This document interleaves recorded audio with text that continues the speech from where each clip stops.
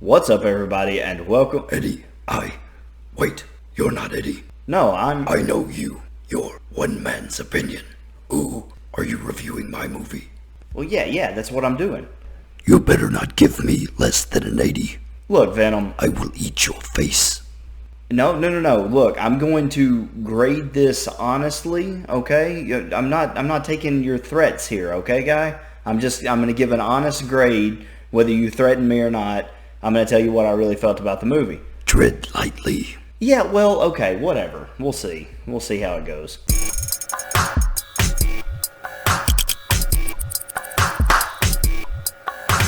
What's up, everybody, and welcome to One Man's Opinion. And today we're talking about Venom. Who, me? Yes, you. Venom is a 2018 movie directed by Ruben Fleischer, whose name I'm probably messing up, and Andy Serkis, who most people know as Gollum. He was also in Age of Ultron, and he played that guy with the claw hand or something. He had a weird hand in Black Panther. And also Venom stars Tom Hardy, as we all know. I had in my head a certain image of Venom. Now, Venom was a movie that I remembered liking when I watched it back in 2018 when it first came out. And so I had a predetermined idea about around where this ranking would probably go when I did this review. Rewatched the movie, and I'm happy to say I think I actually like it better now than I did then. So, improvement. But before I get into those things, first, I always talk about the negatives when I do my movie reviews, so here we go with the negatives. There's some obvious things, obvious problems with the movie. The timeline is a little strange. Everything at the beginning of the movie happens, and then there's a 6-month time jump. Eddie is down on his luck, and he's lost everything. He's living in a crappy apartment. His, fiance left him, all this other stuff. What's strange about that time jump is that Riot is already walking around, like the main villain at the end of the movie, Riot. He's already walking around in people's bodies. It took him 6 months to get from Malaysia to San Francisco. Why did it take Riot so long to get from Malaysia to San Francisco? There's a scene of Venom swimming in this movie, and the dude is like a torpedo. So let's just say that Riot just wanted to swim to the US. There's no chance it would take him 6 months. And there would be plenty to eat in the ocean. He could eat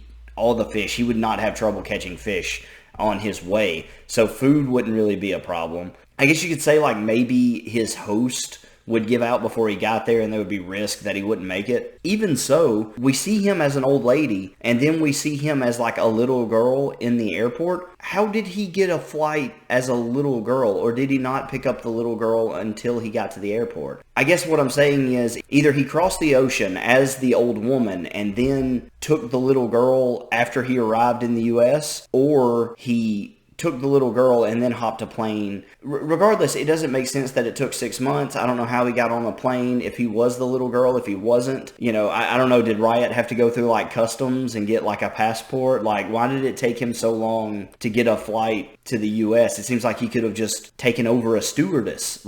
There's a lot of options there. So it's just, that doesn't really make a whole lot of sense. It's not a huge thing or anything, but there are a couple of logical fallacies throughout the movie. There's a time when Eddie Brock's getting chased through the woods and everyone is surrounding him and they're closing in on him, they can see him, he's within eye shot, and there's I'm gonna say at least 30 or 40 people chasing him. One of those people can see him, and he just goes up a tree. It kind of happens off camera, and then they all converge on this one pine tree, and they're where'd he go? Search everywhere. Don't let him get away. And none of those 40 people thought to say, well, we just saw him here. Even if he was so fast that they couldn't see him go up the tree, there's clearly a tree right here. The last place we saw him. So one of those 40 people would have looked up. So there are small little plot holes wrinkled throughout, and then some time issues with the 6th month jump that I don't fully understand why they did that. You didn't really need 6 months. Everything that went wrong in Eddie's life could have happened over the course of a month. The other complaints I would have is the ending. Not the ending of the movie per se, but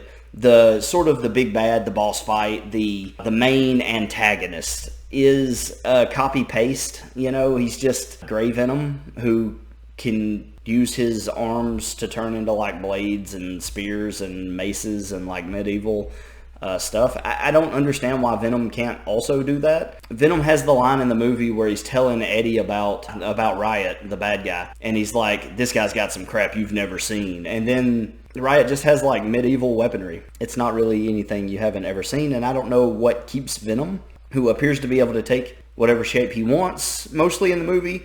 He's a parachute at one time, he's a shield at one time, he's like a snake head at one time, and always is just like sticking himself to walls. So it doesn't make sense. Like, I don't understand what makes Riot better than Venom. Like, if this movie was all I had to go on, now somebody's going to be like, well, in the comics, you see, Riot is just, he's a stronger breed of, I don't care, of symbiote, I don't care. I don't care about the comics right now, because if I'm just a moviegoer, I'm just watching the movie, I don't understand what makes Riot such a threat. Like, I don't know why Venom can't do what Riot does. It doesn't make any sense. Riot even compliments Venom on finding a strong host. It's implied that Eddie Brock is a stronger host than the evil science guy whose name I can't remember. It's like right on the tip of my brain. I feel like if I gave it a lot of thought, I could figure it out, but I'm not really, it's not really worth it. But anyway, long story short is, it's a copy-paste villain with just generic motives, and there's nothing really special about the bad guy. And even the end fight scene has good moments, but also there's that weird like moment where everything's just liquefying and they're trying to like absorb each other. I think it was a neat idea, but visually it just doesn't make for a good fight scene between the hero and the villain. Visually, it doesn't quite land. I appreciate the thought process where you have this struggle between Tom Hardy and the bad guy going on inside the suit, and then on the outside you have Venom and Riot kind of entangling. It's a smart idea, but it just didn't play well on the screen. It's just this CGI goop, and it doesn't help that Riot is like gray and Venom is black. So like even visually, there's not enough of a contrast for that sort of battle that you can really definitively tell who's winning until Riot absorbs him. So like there's some problems with the end fight scene, there's some problems with the main antagonist, and then there are a little bit of story details that could have been hammered out. Other than that, Venom is fun. It's a fun movie. Like, it's a good time start to finish. I could sit here all day and tell you what sort of a bright spot Tom Hardy was, because he's truly a delight in this movie. He's just so much fun to watch, like him on camera, and he's talking to himself as Venom, and you know, Venom, he voices Venom, so he's literally just talking to himself and playing off himself the entire movie, and it's really good. Like, it is a joy. It's so much fun to watch. There's funny moments, there's serious moments.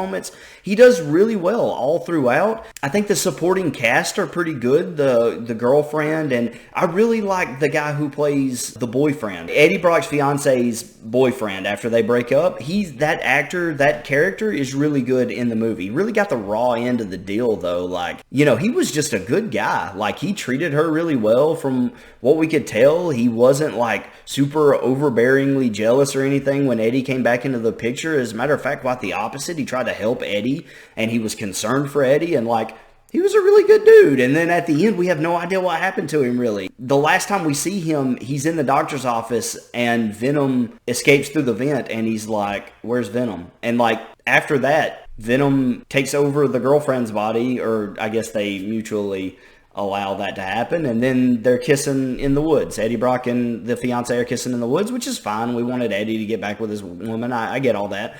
But the doctor got a raw end. All right, that's all I'm saying. That's all I'm saying. He was a good guy. He didn't deserve that. I hope the doctor is happy wherever he ended up in this movie.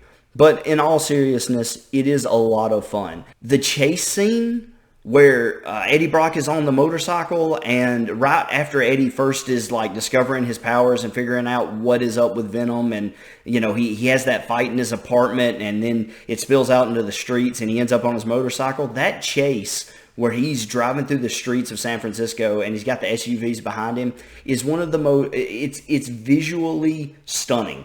The stunts, the camera work, everything in that chase scene is top tier. It looks really good. There's some really cool shots, really cool moments in that chase scene. I really enjoyed it. I think as far as the action in the movie goes, that is the highlight. I think that's the best moment. There are other good scenes. I think the scene where he is in the big building where he used to work, the tower, the big huge tower where he used to work, and he's in the lobby and all the SWAT members come in and they're fighting Venom there. I think that's also a really good action scene that takes place there. There is like a really weird thing where Venom is clearly like murdering SWAT members, just like, which is fine. Venom's an anti-hero. He's kind of a middling back and forth. He's played up more as a hero in the movies. In the comics, I think he's a little more at the villain side a lot, but I think recently he's come back over to the heroes. Anyway, he kind of goes back and forth.